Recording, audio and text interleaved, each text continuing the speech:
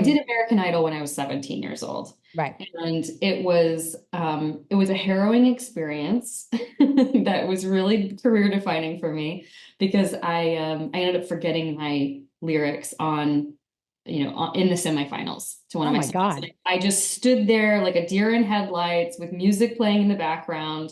I end up crying. Ryan Seacrest is consoling me on the show. I'm 17, so I mean, you can't imagine a bigger dream bursting. And I went back to college. It was my freshman year of college with my tail between my legs and decided to never get up on stage and perform again and studied journalism and decided I wanted to go into investigative journalism. That's what I really wanted to do.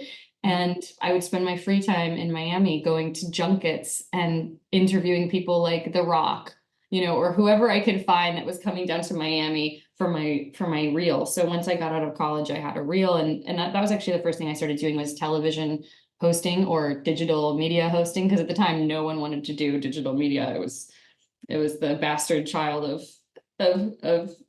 the projects. Yeah. Wait, so I'm so curious about that. Were you creating your reel by yourself? Like, obviously, you weren't working for a network. How were you jumping in front of someone like The Rock to get him to talk to you?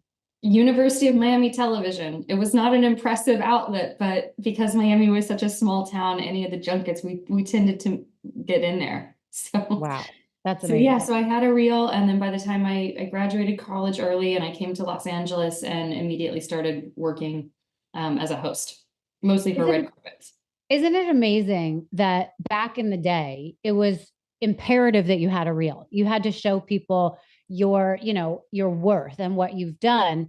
And nowadays, it's just somebody can get on the internet and make up stuff and become an influencer, and they literally don't even have to leave your bedroom. But it's funny because I've heard you talk about, the importance of attention. It's just about getting attention. And I guess none of that has changed over time, but it's what we had to do to get the credibility that seems to have changed over all these years. That's right. I mean, I suppose in a weird way, there's it's all posturing, but it's just done differently, right? I mean, Yeah. I was a kid with very little experience showing up to these junkets, pretending like I'm some professional host, Yeah. and that's how you end up actually cutting your teeth. Well, the reel was good. I mean, I've seen it and it looked very professional. So, um, some point in there, you get heavily involved into YouTube and creating content specifically. How did you come up with your content? How were you able to stand out?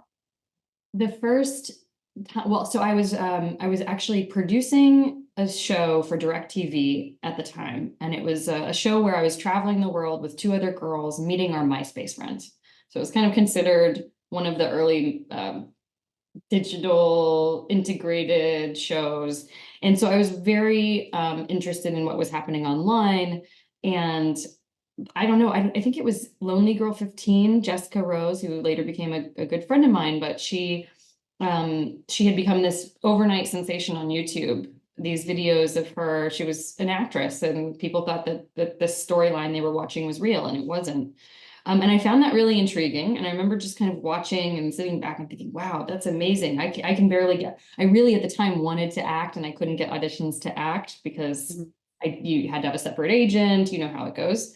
Right. And so I thought, well, maybe I can start putting out videos on YouTube. And a YouTube video made by Obama Girl in 2007 or 2008 for the primaries went viral. It had millions of views on it. And I thought, I want to spoof it. I'm going to do the Hillary Clinton version. Oh I'm my going to do the I have a crush on Hillary video. So I did. And it went viral, and it got me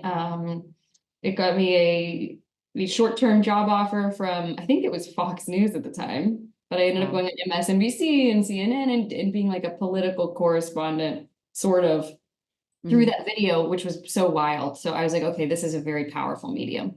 This is a Right. very powerful medium because I don't know anything about politics and I Right. do not deserve to be on these shows. But if this is what this medium can do for you, then maybe I should continue.